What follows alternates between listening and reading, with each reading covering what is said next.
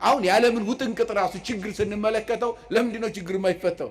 ብዙ ሽማግሌ አለ፣ ብዙ ሰላም የሚያውጅ አለ። ከኛ ጀምሮ እንጮሃለን፣ ችግር የለም፣ የማያውጅ የለም፣ ያልተቋቋመ ኮሚቴ የለም።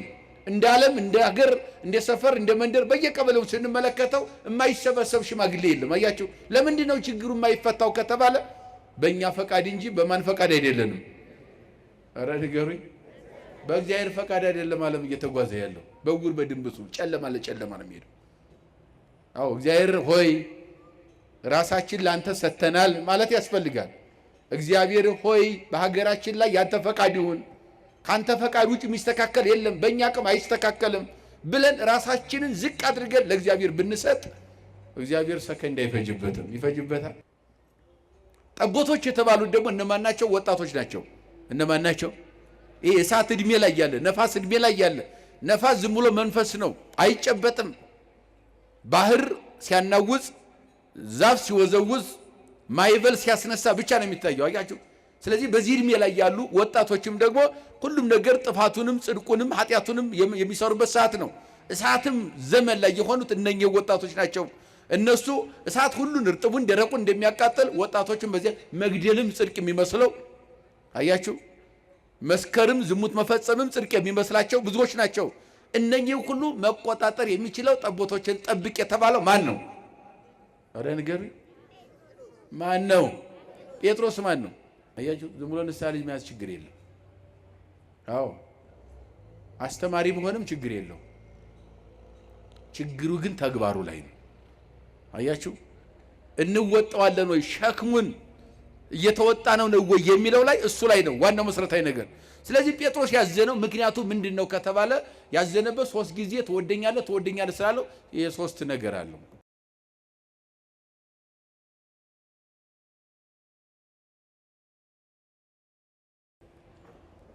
ወሐዘነ ጴጥሮስ ስልሰ በእንተ ዘይቤሎ በስመ አብ ወወልድ ወመንፈስ ቅዱስ አሃዱ አምላክ።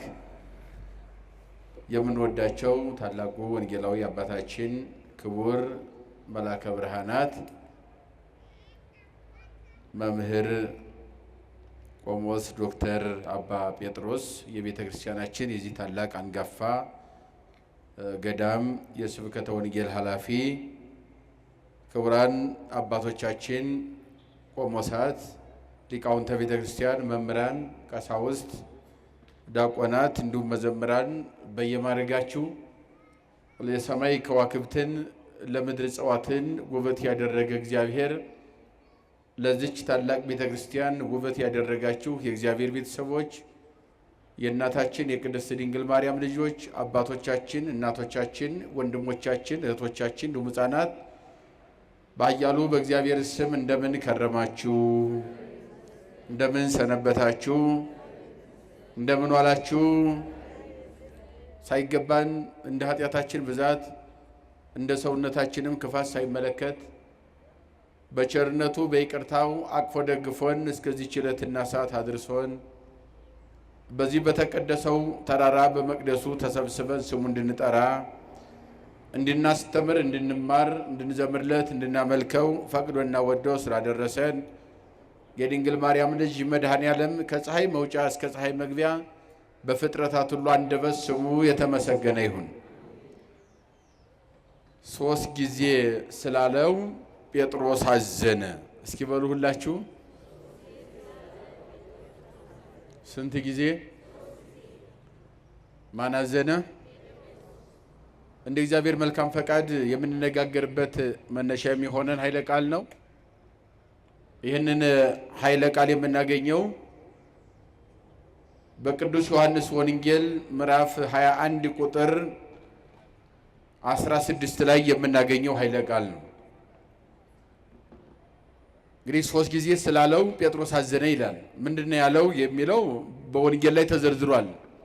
ዓላማው የመጽሐፍ ቅዱስ በየጊዜው ሊቃውንት አባቶቻችን እየተረጎሙ እያብራሩ ያስረዱናል። ያው ወንጌል ወይም መጽሐፍ ቅዱስ ትርጓሜ ስለሚያሻው ማለት ነው።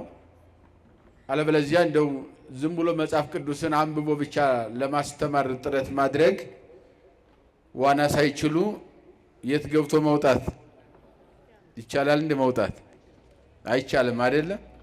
አያችሁ፣ እንደዚያ ነው። ዋና ሳይችሉ ባህር ውስጥ ገብቶ ለመውጣት መፍጨርጨር ነው የሚሆነው።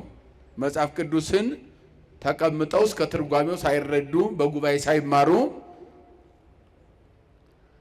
አስተማሪ መሆን በጣም ይከብዳል። ለዚያ ነው አሁን የዓለምን ሁኔታ ስንመለከተው ዓለም ላይ የቴክኖሎጂውን ምጥቀት እያየነው ነው፣ የምናየው ጉዳይ ነው። በዚህ ውስጥ የሳይንሱም የሃይማኖቱም ፍልስፍና ትምህርት እንደ ውቅያኖስ ባህር እየፈሰሰ ነው ያለው። በዚህ ውስጥ ማለፍ የሚቻለው በደንብ ቤተ ክርስቲያኗና የቤተ ክርስቲያን ሊቃውንትን ማዳመጥ፣ ከአባቶቻችን እግር ስር ቁጭ ብለን ጧት ማታ ስንማር ስንረዳ ነው። አለበለዚያ መጽሐፍ ቅዱስ እንዲሁ ዝም ብለን አበበን የምንረዳው ጉዳይ አይደለም ማለት ነው። በአብዛኛው በምሳሌ የተሰበከ ነው። ስውር የሆነ ረቂቅ ምስጢር አለው። ያን ማጉላት የሚቻለው አባቶቻችን ሲነግሩን ብቻ ነው። ምን ሲሉን ነው? እነማን? አባቶቻችን ሲነግሩን፣ ሲያስተምሩን፣ ሲያሳውቁን ብቻ ነው መጽሐፍ ቅዱስን በደንብ መረዳትና ለማስረዳት የምንችለው ማለት ነው። እንግዲህ ጌታችን አምላካችን መድኃኒታችን ኢየሱስ ክርስቶስ በዚህ በዮሐንስ ወንጌል ምዕራፍ 21 ከቁጥር 1 ጀምሮ እስከ መጨረሻ ያለው ሁለት መሰረታዊ ነገሮችን የያዘ ነው። ስንት ነገር ይዟል? ሙሉ ምዕራፉ 21 ምዕራፍ የዮሐንስ ወንጌል ወይም በወንጌል ደረጃ የመጨረሻው ምዕራፍ ማለት ነው። ከዚያ በኋላ የለውም ምዕራፍ ዮሐንስ ራእይ አለ እንጂ በወንጌል ደረጃ 21 ምዕራፍ ነው ያለው። 21ኛው ምዕራፍ ስንመለከተው ሁለት መሰረታዊ ነገሮችን ያስረዳል። አንደኛ ፈቃድ እግዚአብሔርን ሳይይዙ ምንም ነገር መስራት እንደማይቻል። ያለማን ፈቃድ? የማንም ፈቃድ ማስቀደም ያስፈልጋል ማለት ነው። አዎ፣ በእቅዳችን በዓላማችን በሐሳባችን ሁሉ የማንም ፈቃድ? የእግዚአብሔር ፈቃድን ቅድሚያ መስጠት ማለት ነው። የእኛን ፈቃድ ሳይሆን ማለት ነው። ምእመናን፣ በእኛ ፈቃድ የሚሆን ምንም ነገር የለም። ለዚህ ነው የራሳችን ፈቃድ ብቻ ስለምናስብ የጠየቅነው ነገር አልሳካለን እያል እንጮኻለን። እግዚአብሔር ግን የማያደርግልን ነገር ኑሮ አይደለም፣ ሁሉን ለእኛ ያደርጋል። እኛ ሳንጠይቀው ዓለምን በሙሉ ፈጥሮ በተዘጋጀ ባማረ በተዋበ ዓለም ላይ ነው እኛን አንጥቶ እግዚአብሔር የፈጠረን ማለት ነው። ለምሳሌ ዝናብ እንዲዘን፣ ጠፈር እንዲፈጠር፣ ምድር እንዲታበቅል፣ በምድር የሚበቅሉ እጽዋትን፣ እነኚህ ሁሉ በምድር ላይ ለእኛ እንዲኖሩ እግዚአብሔርን ለምኖ ያመጣቸው ሰው አለ? እስኪ ንገሩኝ። አለ እንዴ? እስኪ ሰው ለምኖት እግዚአብሔር ዝናብን ፈጥሯል? ንገሩኝ። አልፈጠረም። ሰው ለምኖት ምድር ተፈጥሯል? አልተፈጠረም። እጽዋት የተፈጠሩ ሰው ለምኖት ነው? የለም። ራሱ ሰው የለም። ሰው የሚባል ነገር የለም። እነኚህ ሁሉ ሲፈጠሩ በዘፍጥረት መጽሐፍ ወይም መጽሐፈ ልደት ኦሪት ዘልደት ምዕራፍ 1 ላይ ከቁጥር 1 ጀምሮ ስታነቡ የፍጥረት መጽሐፍ የሚነግረን በቀዳሚ ገብረ እግዚአብሔር ሰማይ ወምድረ፣ በመጀመሪያ እግዚአብሔር ሰማይና ምድርን ምን አለ ነው? ፈጠረ፣ አከናወነ፣ ገለጠ፣ አሳየ ነው ትርጓሜው። በመጀመሪያ ነው ያለው። አያችሁ። ስለዚህ ሰማይና ምድር ሲፈጠር ሰው የለም። ሰማይን ፍጠር ብሎ ለምኖ በሰው ምክንያት የተፈጠረ ሰማይ የለም ወይም ምድር የለም፣ በልመና ማለት ነው። ግን ደግሞ ለማን ተፈጠረ ስንል ሁሉ የተፈጠረው ለእኛ ነው። እውነቱን ለመናገር የማንጠቀምባቸው እግዚአብሔርን እያደነቅን እንጠቀምበታለን። የማንበላው ነገር ቢኖርም የማንበላው የማንጠጣው ነገር ለአንክሮ ለተዘክሮ ነው። ማንን ልናደንቅበት? ማን እንዲደነቅ? በመፍጠሩ ሰማይን አንበላውም፣ ምድርንም አንበላትም። በእርግጥ ሰማይ ዝናብ ያዘንባል፣ ምድር ታበቅላለች። የምናገኘው ነገር አለ። ግን አራዊት አሉ፣ እነኚህ ማንበላቸው ማንጠቀማቸው አሉ። እነኛ ለምን ተፈጠሩ ከተባለ እነኚህን የፈጠረ እግዚአብሔር እያል ሁል ጊዜ ማን ሊደነቅባቸው ነው? እግዚአብሔር ሊደነቅባቸው ነው። ለአንክሮ የምንለው ያን ነው። ለመታሰቢያ የምንለው ደግሞ ሁል ጊዜ አይምሯችን እግዚአብሔር እንዳይዘነጋ እንድናስብ ነው። ሰማይን ዘርግቶታል እግዚአብሔር። ሲዘረጋው ያለ አንድ ምሰሶ ነው። ማን ይደነቃል? ምን ስላደረገ? ሰማይን ያለ ምሰሶ ምን ስላለው? እስኪ እንደው በዓለም ያሉ ምሁራን ሳይንቲስቶች፣ የተራቀቁ ምሁራን፣ በጣም ምሁራን ሁሉ የዓለምን ሁሉ ነጭ ጥቁር ሳትሉ ሰብስቡትና እንደው ይህንን ህንጻ ቤተ መቅደስ ያለ ምሰሶና ያለ ግድግዳ ያቆምልን በሉት እስኪ። ያቆማል? አያችሁ፣ ያለ ዕውቀት እስከዚህ አንድ ቤት ያለ ምሰሶ፣ አንድ ቤት ያለ ግድግዳ ያለ ዕውቀት ማቆም አይችልም። ይችላል እንዴ? አይችልም። 7 ሰማያትን ያለ አንድ ምሰሶ የዘረጋው የድንግል ማርያም ልጅ ማን ብቻ ነው? ክብር ለስሙ ይሁን፣ መድኃኒዓለም ብቻ ነው። አያችሁ። ስለዚህ ለአንክሮ ስንል ይህንን እያደነቅን ማለት ነው። ለተዘክሮ ስንል ደግሞ ይህንን በማሰብ ሁል ጊዜ ያንን እያሰብን እግዚአብሔርን እንድንመሰግነው ይህን ያደረገ ይመስገን እያል ፀሐይን ስለፈጠረ ብርሃን አገኘን። ማን ይመስገን? እግዚአብሔር ይመስገን እንላለን። አያችሁ። ስለዚህ በዚህ ይሄ ለአንክሮ ለተዘክሮ የሚባለው ይሄ ነው ማለት ነው። ግን በምሳሌው የተሰበከው ወንጌል ስንመለከተው ፈቃድ እግዚአብሔር ያስፈልጋል ስንል ግን ለምናቅደው በዚህ ምድር ላይ ስንኖር ማቀድ ተገቢ ነው። እግዚአብሔር አለመኖር ወደ መኖር አንጥቶ ዓለምን ከመፍጠሩ በፊት እቅድ ነበረው። የመፍጠር እቅድ ነበረው። አሰበ ነው የሚለው። አስቦም አልቀረ፣ ያቀደውን እቅድ ፈጠረ ነው፣ ተዘረጋ፣ ዓለም ተፈጠረ ማለት ነው። እቅድን የተማርነው ከእግዚአብሔር ነው። በአንጻሩ እንደገና ዓለምንም እግዚአብሔር አዳነ ስንል ዝም ብሎ በዘፈቀደ መጥቶ ዓለምን አላዳነም። መድኃኒዓለም በእቅድ ነው ማለት ነው። በምንድን ነው? አስቀድሞ አሰበ፣ አቀደ። ካቀደ በኋላ በነቢያት አናገረው። ያናገረውን ይፈጽም ዘንድ በለቢሰ ሥጋ በተዋህዶ ወደዚህ ምድር መጣ። ወቀደሳ ለሀገር በኪደተ እግር እንዲል ሊቁ በእግሩ እየተመላለሰ ዓለምን ቀደሰ፣ አስተማረ። ካስተማረ በኋላ በቀራንዮ ተሰቅሎ ዓለምን አዳነ። አያችሁ።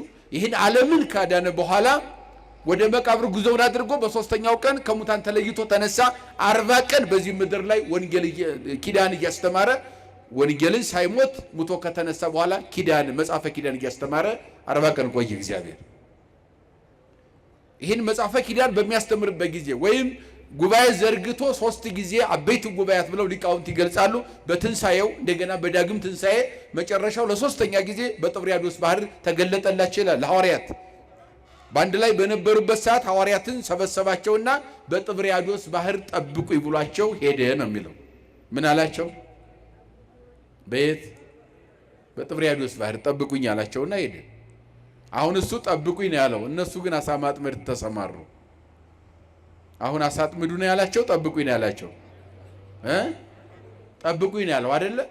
ሊቃውንት ምናሉ የአንድምታ መተርጉማን የለመደ ግብር አይለቅምና ብዙዎቹ ስራቸው አሳ አጥማጆች ናቸው። ሐዋርያት አሳ ከማጥመድ ነው የተጠሩት። ጴጥሮስ ብትሉት አሳ አጥማጅ ነው። እንድርያስን ብትሉት አሳ አጥማጅ ነው። ወንድማማቾች ናቸው። አሳ በማጥመድ ይተዳደሩ ነበር። አንዲት አህያ ነው ያላቸው። በዚያ እየጫኑ ቤተሰብ ያስተዳድራሉ። ከዚያ ኑሯቸው ነው መድኃኔዓለም ለሐዋርያነት የጠራቸው ማለት ነው። ሌላው ዮሐንስና ያዕቆብም እንደዚያው አሳ ከሚያጠምዱበት ነው ይዟቸው ጠራቸው። ተከተሉኝ አላቸው። ከተለያየ ግብር ቢጠራቸውም እነኚህ አራቱ በተለይ አሳ ከማጥመድ የተጠሩ ስለሆነ ስራ እንችላለን፣ አሳ ማጥመድ እንችላለን። መረቡንም አሳ የሚጠመድበት መረብ መስራት የእጃችን ስራ ነው፣ ልምዱ አለን። አሳ ማጥመድ ባህር ገብቶ ችግር የለም፣ ባህር ውስጥ ገብቶ ጠልቆ አሳ ይዞ መውጣት ልምድ አለን። ባህሩ ጥብርያዶስ ነው፣ አሳ የሞላበት ነው። ምን ይጎለናል? እዚህ ጠብቁኝ ብሎናልና ከምንጠብቀው አሳ እየጠመድን እንጠብቀው ብለው እነ ጴጥሮስ ሲወርዱ ሁሉም ተከትለው ወረዱ ይላል ወደ ባህር። ግን የእግዚአብሔር ፈቃድ አልነበረም። የማን ፈቃድ ነው? የእነሱ ፈቃድ እንጂ የማን ፈቃድ አልነበረም። ይሄ የእነ ጴጥሮስ ፈቃድ ነው። የእግዚአብሔር ፈቃድ ጠብቁኝ አላቸው። አያችሁ። ከዚያ በኋላ ወረዱ። ሙሉ ሌሊት ሲደክሙ አደሩ። አሳው ይታያል ባይን መያዝ ግን አልቻሉም። የአሳ ማጥመድ ልምድ የላቸውም እንዳይባል ስራቸው ነው። መረቡን መሸከም ልምዳቸው ነው። ባህር መዋኘት ጠልቀው መውጣት ደግሞ ይችሉበታል። ነገር ግን አሳው አይያዝም። ያዩታል፣ አሳውን መያዝ አይቻሉም። ሙሉ ሌሊት ሲደክሙ አደሩና ባዷቸውን ወጡ ይላል። አያቸው። ጧት በባህሩ ዳር ቆመው ሳለ መጻ ጊዜ ኢየሱስ ወቆመ ማእከሎሙ፣ ጌታችን ኢየሱስ ክርስቶስ መጣና በመካከላቸው ቆመ። አንዳች የሚበላ ነገር የላችሁምን ብሎ ጠየቃቸው። እንደሌላቸው እሱ ያውቃል፣ ግን ጠየቃቸው። ማን ያውቃል? ሳይፈጥራቸውም ያውቃቸዋል፣ ፈጥሯቸውም ያውቃቸዋል። አስበውም ሐሳባቸውን ያውቃል፣ ሳያስቡም ያውቃል። ገና ወደፊት የሚያስቡትን ጭምር ዛሬ ያሰብነውን መድኃኔዓለም ያውቃል። ነገ እኛ አሁን ያልመጣልን ወደፊት የሚመጣውን ሐሳብ ማን ያውቃል? እሱ ያውቃል። ከሱ የሚሰወር ነገር የለም። ያውቃል። ሲደክሙ እንዳደሩ፣ የት እንዳደሩ፣ ምን እንዳደረጉ፣ ምን እንደሆኑ ጥንቅቅ አድርጎ ያውቃል። እንደማያውቅ ግን አንዳንዶቹ ሊቃውንትም ያው በተርጉማኑ ላጠይቆ ተስፊት ነው። ስጋ እንደተዋሃደ አላዋቂ ስጋ እንደተዋሃደ ለማጠየቅ ነው ይላሉ ሊቃውንቱ። አንዳች የሚበላ ነገር አላችሁ ጴጥሮስ ብሎ ሲጠይቀው ጴጥሮስ ምን አለ መሰላችሁ? ጌታ ሆይ ሌሊቱን ሁሉ አሳ ለማጥመድ ስንደክም አደርን፣ ግን አንድም አልያዝንም አለ። ምን አላልንም? ዝም ብለን አንድከም። ማን ይቅደም በቅዳችን? እግዚአብሔር ይብለን። ስንማር ሚስጥሩ እንዲገባን ማንን እንጠይቀው? አንተ ሚስጥሩን ግለጥልኝ፣ ያላንተ ሚስጥር የለም፣ ያላንተ እውቀት የለም እንበል እግዚአብሔርን። አያችሁ፣ እንደዚያ ፈቃደ እግዚአብሔር በሁሉም ነገር ያስፈልጋል። ስራ ያጣን ካለን ማን ይቅደም? አንተ ሁሉን የፈጠርክ እንዴት ለኔ ታጣለህ? አንተው ቅደም፣ ከኔ ይልቅ የኔን ሐሳብ ተወውና ለኔ የሚሆነኝን ከኔ በላይ አንተ ታውቃለህ ብለን ማንን እናስቀድመው? እግዚአብሔር ማስቀደም ያስፈልጋል። በትዕግስት ሆኖ እግዚአብሔር መጠበቅ። ደግሞ የሱ ትእዛዝ ምንድነው? እግዚአብሔር ያዘዘኝ ምንድነው? እንዴት እንድኖር ነው የፈለገው እግዚአብሔር? በራሴ ፈቃድ ነው በሱ ፈቃድ ነው? እንዴት መኖር ነው የፈለገው ብለን መድከም ያለብን እንደ እግዚአብሔር ፈቃድ ለመኖር እንጂ እንደኛ ፈቃድና እንደኛ ብልጠት አናስበው። አይሆንም። ቢሆንም ጥፋት ነው። አይሆንም። ስለዚህ የሚበላ ነገር አላችሁ ሲል ምንም የለም አሉ። ግን ሌሊቱን ሁሉ ስንደክም አደርን። ባህሩ ጥብርያዶስ ነው፣ እናውቀዋለን። በዚያው ነው ተወልደን ያደግነው። ብዙ አሳ እንደሞላበትም እናውቃለን። የአሳ ሰፈር ነው፣ የአሳ መንደር ነው ራሱ ባህሩ። መረቡንም አዘጋጅተነዋል። መረብ መስራት ስራችን ነው። ባህር ውስጥ ጠልቆ አሳ ይዞ መውጣትም ደግሞ ስራችን ነው። ነገር ግን ምንም አልያዝንም። አሳውን እናየዋለን፣ ያየናል፣ መያዝ ግን አልቻልንም። ስንደክም አደርን፣ ምንም አላገኘንም አሉት ለጌታቸው። በዚያ ሰዓት ምን አለ መድኃኔዓለም? አውርዱ መሳግሪክሙ እንተ መንገለ ይብነ ባሕር፣ እንደሌላችሁ ማውቃለሁ አለ። ግን ፈቃዴን የኔን ፈቃድ እንድታውቁት እንድትረዱት ለማድረግ ነው።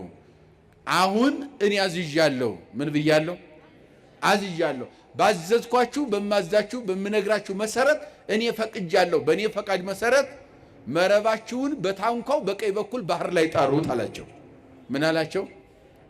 እስኪ በሉ መረባችሁን በሉ እስኪ በታንኳው በቀኝ በኩል ባህሩ ላይ ጣሉት።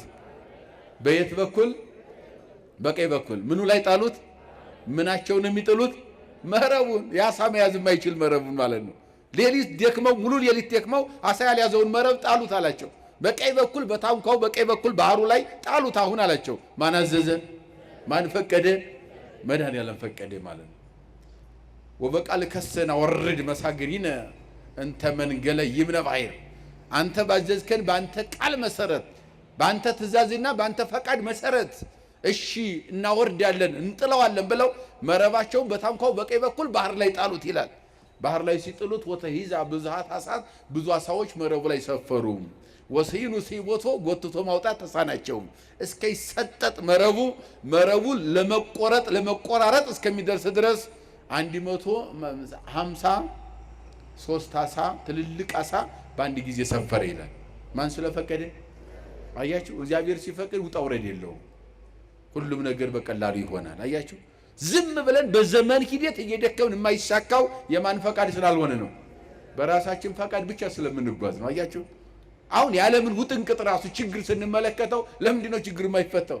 ብዙ ሽማግሌ አለ፣ ብዙ ሰላም የሚያውጅ አለ። ከኛ ጀምሮ እንጮሃለን፣ ችግር የለም፣ የማያውጅ የለም፣ ያልተቋቋመ ኮሚቴ የለም። እንደ ዓለም እንደ ሀገር እንደ ሰፈር እንደ መንደር በየቀበሌው ስንመለከተው የማይሰበሰብ ሽማግሌ የለም። አያችሁ፣ ለምንድን ነው ችግሩ የማይፈታው ከተባለ በእኛ ፈቃድ እንጂ በማን ፈቃድ አይደለንም። ኧረ ንገሩኝ። በእግዚአብሔር ፈቃድ አይደለም ዓለም እየተጓዘ ያለው። በውር በድንብሱ ጨለማ ለጨለማ ነው የሚሄደው። አዎ እግዚአብሔር ሆይ ራሳችን ላንተ ሰጥተናል ማለት ያስፈልጋል። እግዚአብሔር ሆይ በሀገራችን ላይ ያንተ ፈቃድ ይሁን፣ ካንተ ፈቃድ ውጭ የሚስተካከል የለም፣ በእኛ አቅም አይስተካከልም ብለን ራሳችንን ዝቅ አድርገን ለእግዚአብሔር ብንሰጥ እግዚአብሔር ሰከንድ አይፈጅበትም። ይፈጅበታል? አዎ ችግር የለበትም እግዚአብሔር። ችግሩ የማን ነው ከተባለ ሁሉም የሚሄደው በማን ፈቃድ ነው? በራሳችን ፈቃድ ነው አይደለ? አሁን እሱ አላዋጣንም፣ አላስኬደንም። እስኪ እንመለስ። ራሳችን ስንደክም አደርን፣ ምንም አላገኘንም አሉት። እሺ በእኔ ፈቃድ በቀኝ በኩል ባህር ላይ ጣሉት መረቡን አለ።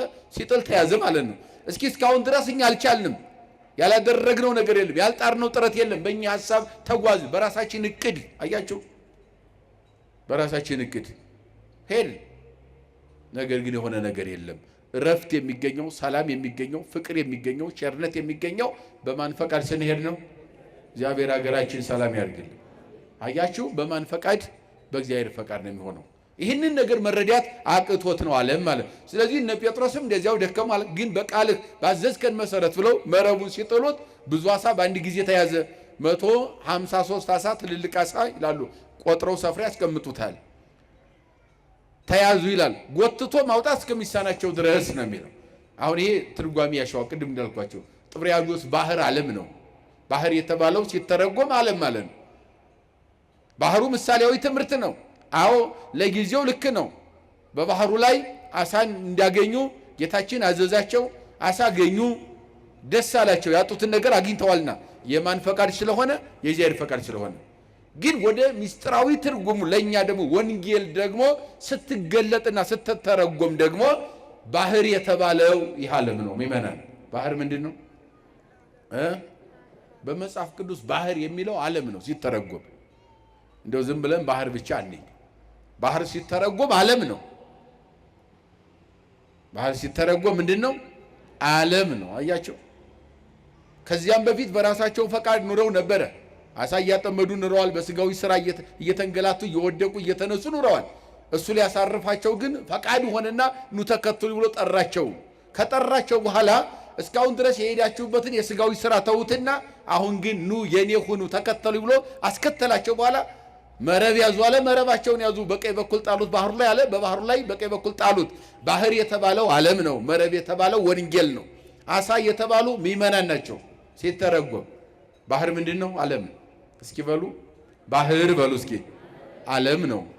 መረቡ ወንጌል ነው። አሳዎቹ እኛ ነን በሉ እስኪ። አያችሁ፣ አሳ ማን ነው? እኛ ነን። ባህሩ ምንድን ነው? ያለንበት ዓለም ነው። ስለዚህ ወደዚህ የተሰበሰብነው በምን መረብ ነው? እስኪ ንገሩኝ። መረቡ ምንድን ነው? ወንጌል አይደለ? አሳዎችን ከባህር እየሰበሰበ የሚያወጣቸው ወደ አንድ የሚያወጣቸው ማን ነው? መረብ ነው አይደለ? እኛን ከዓለም ሰብስቦ ያመጣን የማን ቃል ነው? የእግዚአብሔር ቃል ነው። መረብ የተባለው ወንጌል ነው አሉ። ባህር የተባለው ዓለም ነው አሉ። አሳ የተባሉ እኛ ምእመናን ነን። ስለዚህ በቀኝ በኩል ጣሉት ማለት ደግሞ ወንጌልን በቅንነት ስበኩት ነው። በቅንነት ያልተሰበከ ወንጌል አሳዎቹን ምእመናንን ቤተ እግዚአብሔር ሊያመጣ ይችላል? ይችላል እንዴ? አዎ አይችልም። በቅንነት መስበክ ወንጌል በቅንነት ነው የሚሰበከው። በቀኝ በኩል ጣሉት አለ። ወንጌል ስትሰብኩ በቅንነት ስበኩ።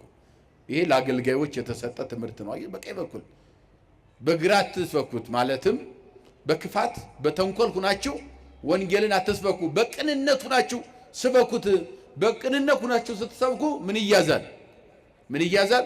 አሳ የሆኑ ምእመናን ከዓለማዊ ግብር ወደ መንፈሳዊ ግብር ይመጣሉ። ከራቁበት ይቀርባሉ፣ ከተበተኑበት ይሰበሰባሉ። ከርኩሰት ወደ ቅድስና ማማ ይመጣሉ። ከኃጢአት ወደ ንስሐ ሕይወት ይመጣሉ። እነማን? ምእመናን። እንዲመጡ ምን ያስፈልጋል? ወንጌልን በምን መስበክ? በቅንነት መስበክ። መረቡን በቀኝ በኩል ይመጣል የተባለው ይሄ ነው። ከዚያ በኋላ አሳውን ካወጡ በኋላ ሐዋርያት ከክርስቶስ ጋር ሆነው ምሳ በሉ ይላል። ይሄ የመጀመሪያው ምሳሌያዊ ትምህርት ነው። ፈቃድ እግዚአብሔር ነው የሚነግረን። የማንን ፈቃድ? በማን ፈቃድ እንኑር? በእግዚአብሔር ፈቃድ። ፈቃድ እግዚአብሔርን የሚያስረዳ የመጀመሪያው ክፍል ነው። ሁለተኛው ከቁጥር 15 ጀምሮ ያለው ደግሞ ምሳ በሉ ይላል። አሳ ተገኝቷል። አንዳች የሚበላ ነገር አላችሁ ሲባል አዎ አሁንማ ባዘዝከን መሰረት አሳው ተገኝቷል፣ የሚበላው አለ፣ እንብላ ብለው በሉ። ምን በሉ? ምሳ በሉ ነው የሚለው። ምሳ ከበሉ በኋላ ምድረመሱ ይቤሎ እግዚእ ኢየሱስ ለጴጥሮስ ስምዖን ወልደ ዮና ታፈቅረኒ ነው። ምሳ በሉ ነው። ጌታችን ባለበት ሐዋርያት በሉ። ምሳ ከበሉ በኋላ ጌታ ሆይ ተሰብስበው ምሳ ከበሉ በኋላ ጌታችን ኢየሱስ ክርስቶስ ጴጥሮስን ምን አለው? ጴጥሮስ ትወደኛለህ አለው። ምን አለው? ጴጥሮስ ትወደኛለህን አለው። ትወደኛለህ ሲለው አዎ ጌታ ሆይ እወድሃለሁ፣ እንደምወድህ ደግሞ የሚነግርህ አያስፈልግም። ማን ያውቃል? ማን ያውቃል? አንተ ታውቃለህ አለው። እንደምወድህ አንተ ታውቃለህ፣ ነጋሪ አያስፈልግም፣ አዋጅ የሚያውጅልህ አያስፈልግም። ጌታ ሆይ እንደምወድህ አንተ ታውቃለህ፣ የልቤን ታውቃለህ እያለው ነው። አያችሁ፣ የልቤን ታውቃለህ፣ ውስጤ ያሰብኩትን አይደለም ገና ያላሰብኩትን ወደፊት የማስበውን ነገር ሁሉ አንተ ጠንቅቀህ ታውቃለህ። ጌታ ሆይ አዎ እወድሃለሁ አለው። ከወደድከኝ እንግዲያውስ በጎቼን ጠብቅ አለው። ምኖቼን ጠብቅ አለው? ምኖቼን ጠብቅ? እግዚአብሔርን የሚወድ ምን ይጠብቃል? በጎቹን ይጠብቃል ማለት በጎቼን ጠብቅ አለው። አሁንም ቀጠለና ምን አለው? ጌታችን ኢየሱስ ክርስቶስ ጴጥሮስን ሁለተኛ ጴጥሮስ ታፈቅረኒኑ የዮና ልጅ ስምዖን ሆይ ትወደኛለህን ብሎ አሁንም ጠየቀው። ምን አለው? ትወደኛለህን አለው። አዎ እወድሃለሁ አለው። ሁለተኛ ነው። እንግዲያ ከወደድከኝ ጠቦቶችን ጠብቅ አለው። ምኖችን ጠብቅ አለው? ጠቦቶችን ጠብቅ አለው። ቀጠለና ሶስተኛ ጴጥሮስ ትወደኛለህ አለው። አዎ ጌታ ሆይ እንደምወድህ አንተ ታውቃለህ፣ እወድሃለሁ አለው። ከወደድከኝ እንግዲያውስ ግልገሎችን ጠብቅ አለው። ስንት ጊዜ ተናገረው? መጀመሪያ ምን ጠብቅ አለው? በጎችን፣ ሁለተኛ ጠቦቶችን፣ ሶስተኛ ግልገሎችን ጠብቅ አለው። ወተከዘ ጴጥሮስ በእንተ ዘይቤሎ ስልሰ ታፈቅረኒኑ ሶስት ጊዜ ትወደኛለህ ስላለው ማን አዘነ? ርዕሳችን ነው። ማን አዘነ? ስንት ጊዜ ምን አለው? ትወደኛለህ አለው ሶስት ጊዜ። ይህን ሲለው ማን አዘነ ይላል። ያሳዝናል እንዴ? ትወደኛለህ ማለት ያሳዝናል? አያሳዝንም አይደል? ጴጥሮስ ግን አዘነ ነው የሚለው መጽሐፍ ቅዱስ። ሶስት ጊዜ ስላለው አዘነ ጴጥሮስ ይላል። ምክንያቱ ምንድነው የሚለውን አሁንም ትርጓሜ ያሻዋል። ከበሉ በኋላ ትወደኛለህ አለው። አዎ እወድሃለሁ፣ እንደምወድህ አንተ ታውቃለህ አለው። እንግዲያውስ በጎችን ጠብቅ አለው። በጎች የተባሉ ለጊዜው 11 ሐዋርያት ናቸው። በጎችን ጠብቅ፣ ሐዋርያትን ጠብቃቸው፣ ምከራቸው፣ አስተምራቸው፣ የበላይ አድርጌ ሹሜሃለሁ፣ የነሱ መሪ ነህ፣ ፓትርያርክ ነህ፣ ሊቀ ጳጳስ ነህ ሲለው ነው ጠብቃቸው አለው። በጎች የተባሉ 11 ሐዋርያት ናቸው ለጊዜው ማለት ነው። ሁለተኛ ትወደኛለህ? አዎ እወድሃለሁ ሲለው ጠቦቶችን ጠብቅ አለው። ጠቦቶች የተባሉ ደግሞ ከ11 ቀጥለው ያሉ 72ቱ ደቀ መዛሙርት ናቸው፣ አርዲት የሚባሉ እነሱን ጠብቅ አለው። ቀጠለና ትወደኛለህ አለው። አዎ እወድሃለሁ አለው። እንደምወድህ አንተ ታውቃለህ። እንግዲያውስ ከወደድከኝ ግልገሎችን ጠብቅ አለው። ግልገሎች የተባሉት ደግሞ 36ቱ ቅዱሳት ሴቶች ናቸው፣ እናቶች ናቸው። እነማን ናቸው? በጎች እነማን ናቸው? በጎች እነማን ናቸው? ጥሩ። በጎች ሐዋርያት ናቸው። በጎች የተባሉ እነማን ናቸው?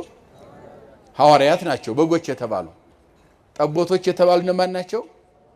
72ቱ አርዲት ናቸው። የሉቃስ ወንጌል ምዕራፍ 9 እና ምዕራፍ 10 ስታነቡ አርዲት እነማን ናቸው እዚያ ላይ ታገኟቸዋላችሁ። አርዲት እነማን እንደሆኑ 11ዱ እነማን እንደሆኑ በጎችን የተባሉ 11 ናቸው። ጠብቅ እነሱን አለው። ምራቸው አለው። አስተዳድራቸው አለው። ምከራቸው አለው። መንገድ ያሳያቸው አለ። የነሱ አለቃ ጳጳስ አድርጌ ሊቀ ጳጳስ አድርጌ ሹሜሃለሁ ሲለው፣ ጠቦቶችን ጠብቅ ሲለው ደግሞ ቅድም ያልኳቸው 72 ደቀ መዛሙርት አሉና ረዳት ናቸውና እንጂ ተማሪዎች እነሱን ጠብቅ ማለቱ ነው። በሶስተኛ ደረጃ ግልገሎችን ጠብቅ ያለው 36ቱ ቅዱሳት እናቶች አሉ፣ ሴቶችም አሉ። ለምን ቢባል ክርስትና የወንድ ብቻ አይደለም፣ የምንም ነው። አሁን 12ቱን ሐዋርያት ብቻ መርጦ ቢሆን ወይም አርዲትን ጨምሮ ብቻ ቢሆን ሴቶች ባይመረጡ ዛሬ የወንድ ብቻ ነው ክርስትና ይባል ነበር። ክርስትና የወንድም የሴትም እንደሆነ ለማጠየቅ 36 እናቶች አሉ። እነሱ ግልገሎች ናቸው፣ ጠብቃቸዋል። የነኛ አስተማሪ ሁን ማለት ነው። ምራ፣ አስተዳድር፣ ምከር፣ ገስጽ ነው እየነገረው ያለው። ወደኛ ስናመጣው ግን ለሁላችንም ለአገልጋዮች ዲያቆንም ቢሆን በደረጃው በተሰጠው መክሊት ካህኑም ቢሆን ጳጳሱም ኤጲስቆጶስም ቢሆን ቆሞሱም ቢሆን በየደረጃው የተሰጠን በጎች የተባሉ አረጋውያን ናቸው፣ እናቶች ናቸው። ንስሐ ገቡ ወይ ስጋ ወደሙን ተቀበሉ ወይ እያሉ ሊከታተሉ አባቶች ተሰጥቷቸዋል። የተሰጠ አደራ ለጴጥሮስ ብቻ አይደለም። ጴጥሮስ ዛሬ ያሉት አባቶች ናቸው። እየሰማችሁ ነው። አንዳንድ ጊዜ 180 ወይም 1000 ንስሐ ልጅ ይይዝና አንዱንም የማያስተምር ቄስ አለ። አሁን ያቀጥታ ተጠያቂው ራሱ ነው። ሚመኑ አይጠየቅም። በልክ መያዝ ያስፈልጋል። ሲጀመር ማግበስበስ አያስፈልግም። በትክክለኛው መስመር ሰፍሮና ቆጥሮ ለክቶና መጥኖ ጊዜና ሰዓትኖ ሊያስተምር ግዴታው ነው። ምክንያቱም ጴጥሮስን ወክሎ በግ ሊጠብቅ ነው የተሰጠ። ከቃሉ ጋር ናቸው። ቅር የሚለዋል እንዴ? የት ትደርሳላችሁ? ቅር ቢላችሁስ? ቅር የሚለውም ቄስ ካለው ጉዳዩ ነው፣ እሱ አይደለም። ይሄ በምድር ላይ የተሰጠ ተልኮ ነው። ይሄንን እውነታ መካድ አይቻልም። እግዚአብሔር መካድ ነው። በልክና በመጠን ንስሐ ልጅ መያዝ፣ የያዝነውን ንስሐ ልጅ ደግሞ መንከባከብ የግድ ነው። አትክልት ተክሎ ውሃ ካላጠጡት ምን ይሆናል? ይደርቃል። ሚመንን ይዘን የተሰጠንን በ40 በ80 ቀን አጥምቀን ብቻ ከተውነው ምን ይሆናል? ይጠፋል። አትክልቱ እንደሚደርቅ ውሃ ካልጠጣ ይጠፋል። ካልተንከባከብነው ፍሬ አይሰጥም። ወደ ንስሐ ወደ ስጋው ደግሞ መምጣት አይችልም ሚመኑ ማለት ነው። አያችሁ አሁን ይህንን ድርሻ የማናውቅ ብዙዎች አለን። ዝም ብለን በዘፈቀደ ብቻ ንስሐ ልጅ አለኝ ምን ይሰራል? ንስሐ ልጅ ካላስተማር ነው፣ ካልመከር ነው፣ ካልተንከባከብ ነው እንዴ በለመለመ መስክ በስጋው በረፍት ውሃ በደሙ ካልታተመ እንዲታተም ካላደረግ ነው፣ ወደ ንስሐ ህይወት ካላቀረብ ነው። በጎችን ጠብቅ የሚለው አረጋውያንን ንስሐ ገባችሁ ወይ? ለምን አልገባችሁም? ምክንያታችሁ ምንድነው? እናቴ ምን ሆነሽ ነው? አባቴ ምን ሆነ ነው? እለት እለት መንከባከብ ያስፈልጋል ማለት ነው። ይህ በጎች አረጋውያን ናቸው።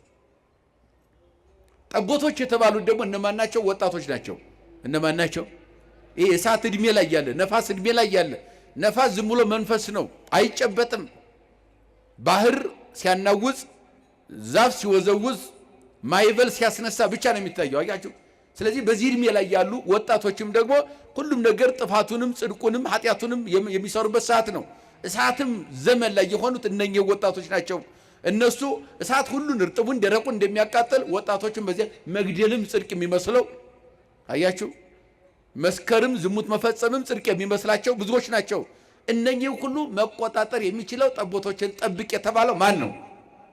አረ ንገሩኝ፣ ማን ነው? ጴጥሮስ ማን ነው? ካህኑ ነው። ካህኑ ነው። ካህኑ ነው። አያችሁ። ጠቦቶችን ጠብቅ፣ ወጣቶችን ተንከባከቧቸው፣ መንገድ ያሳዩአቸው። ልጄ ይሄ ኃጢአት ነው፣ በዚህ መንገድ አትሄድ፣ ነፍስ መግደል ኃጢአት ነው፣ መስከርም ኃጢአት ነው፣ ዝሙትም ኃጢአት ነው። በልክና በመጠን ኑር፣ እግዚአብሔር ያዘጋጀልህ ህይወት አለ። ይህንን ብሎ ማስተማር ማለት ነው። ለጴጥሮስ የተሰጠ ስልጣን እስከ ሕልፈተ ዓለም ይቀጥላል። ጴጥሮስ አለ። አሁንም ማን አለ? ማን አለ? ጴጥሮስ አለ፣ ይቀጥላል። ይህ በሰማይ በምድር ማሰር መፍታት የተሰጠው የጴጥሮስ ስልጣን ይቀጥላል ማለት ነው። ወይ ተረድተን ነው ወይ የምንኖረው? አውቀነው ነው ወይ የምንኖረው? ገና ወደፊት እንመጣበታለን። ይሄ በጣም ቀላሉ ተግሳጽ ነው። ወንጌሉን ነው የምናገረው፣ ወንጌሉን። በሶስተኛ ደረጃ ግልገሎችን ጠብቅ ማለት ደግሞ የተወለዱ ልጆች ክርስትና እየተነሱ ነው ወይ? ህፃናት ናቸው ግልገል የተባሉ ህፃናት ክርስትና በ40 ቀን ተነሱ ወይ? ህጉን ጠብቀው በሐቲ ጥምቀት ታተሙ ወይ? የሥላሴ ልጅ ሆን ወይ ሚል አያችሁ። አባት እነኛን ጭምር ይከታተላል ማለት ነው። የተወለደው ህፃን 40 ቀን ሆነው ተጠምቋል። 80 ቀን ሆናት ተጠምቃለች። ካልተጠመቀችስ የካህን እጥረት ነው ያለው፣ የቤተ መቅደስ እጥረት ነው ያለው። ቀዳሽ ነው የቸገረው። ምንድነው የሆነው? ይህን ሁሉ የማመቻቸት የአባት ድርሻ ነው። የምን ድርሻ ነው? የአባት ድርሻ ነው። አያችሁ፣ ኃላፊነቱ ይህን ያክል ነው። ምን ይሄ ቀላል ነው? እንደው ማስተማር መምከር፣ ይሄ እንደው እጅግ የሰነፈ አገልጋይ ካህን ካልሆነ በስተቀር እጅግ ሰነፉ ካልሆነ በስተቀር እየሰበሰቡ ማስተማር መምከር መከታተል በጣም ትንሹ ስራ ነው ይሄ። እስኪ ጴጥሮስን ቀጣይ እናየዋለን። በዚህ መንገድ 3 ጊዜ ትወደኛለህ ስላለው ጴጥሮስ ምን አለ? ምን አለ? አዘነ። ምን አሳዘነው ነው? አንደኛ ኃላፊነቱ ከባድ ነው። አሁን ያልኳችሁ አያችሁ። ዝም ብሎ ንስሐ ልጅ መያዝ ችግር የለም። አዎ አስተማሪ ቢሆንም ችግር የለው። ችግሩ ግን ተግባሩ ላይ ነው። አያችሁ፣ እንወጣዋለን ወይ ሸክሙን እየተወጣ ነው ወይ የሚለው ላይ እሱ ላይ ነው ዋናው መሰረታዊ ነገር። ስለዚህ ጴጥሮስ ያዘነው ምክንያቱ ምንድነው ከተባለ ያዘነበት 3 ጊዜ ትወደኛለህ ስላለው የሶስት ነገር አለው። ቀራንዮ ላይ 3 ጊዜ ክርስቶስን ክዶ ስለነበረ በራት ተቀምጠው ሳለ ራት እየበሉ ጌታችን ከመሰቀሉ በፊት በራት ተቀምጠው ሳለ ከእናንተ መካከል አንዱ ያስይዘኛል፣ በ30 ብር አሳልፎ ይሸጠኛል፣ ደግሞ ሌሎቻችሁም ደግሞ እንደው መስቀሉንም ምንም መከራውን ስታዩ ትክዱኛላችሁ ብሎ ነገራቸው። ራት እየበሉ ዓርብ ይሆናል አላቸው። ይሄ ሲላቸው እዚያ መካከል እርስ በርሳቸው እኔ ሆን ተባባሉ። አይ የሚያስይዘኝ ወደ ወጭት ማለት ዲስት ማለት ነው ሲተረጎም፣ ወደ ዲስቱ እጁን የሚልከው ነው አለ። ሐዋርያት ምግብ ሲበሉ ብለዋል መተርጉማሉ ሊቃውንቱ። በድርሳናቸው ሊቃውንት ጽፈውታል። በሃይማኖት አበው በሚበሉበት በሚመገቡበት ጊዜ ተራ በተራ ወጥ የሚያወጣ ተረኛ ሐዋርያ አለ፣ ማዕድ የሚያቀርብ አለ። እና በዚያ ቀን ወጥ የሚያቀርበው ወይም ወጥ የሚቀዳው ማን ነበረ? ይሁዳ ነበር አሉ። እጁን ወደ ድስቱ የሚልከው እሱ ያስይዘኛል አላቸው። ነገር በግልጽ ነገረው፣ ስለ ይሁዳ ማለት ነው። ሌሎቻችሁ ግን ትበተናላችሁ የምትክዱኝም አላችሁ ሲል ጴጥሮስ ፈጣን ነበርና ምን አለ መሰላችሁ? ለእመ ኩሎሙ ክህዲው ከአንሰ ግሙራይ ክህደከ እመውት ምስሌከ። አቤቱ ጌታ ሆይ ሁሉም እንኳን ቢክዱህ ሞትም ካለ ካንተ ጋር ሞታለሁ እንጂ ምን አልልህም አልክድህም አለ ጴጥሮስ።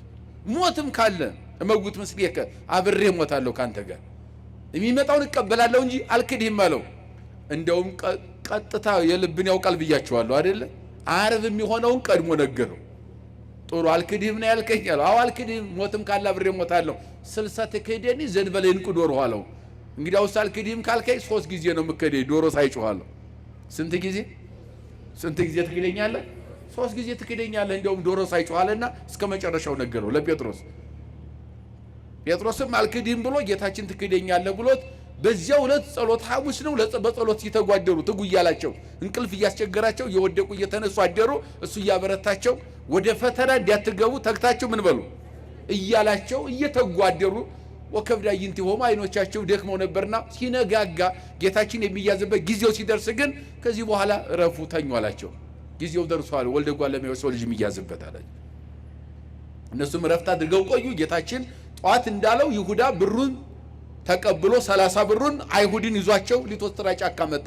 እንደ ሌሎቹ ወንጌላውያን ሊቶስጥራ ጫካ ብሎታል። ሊቶስጥሮስም ይባላል። እንደገና ፈለገ ቄድሮስ እንደ ዮሐንስ ወንጌል አጻጻፍ ፈለገ ቄድሮስ በ19ኛው ምዕራፉ ላይ ገልጾታል።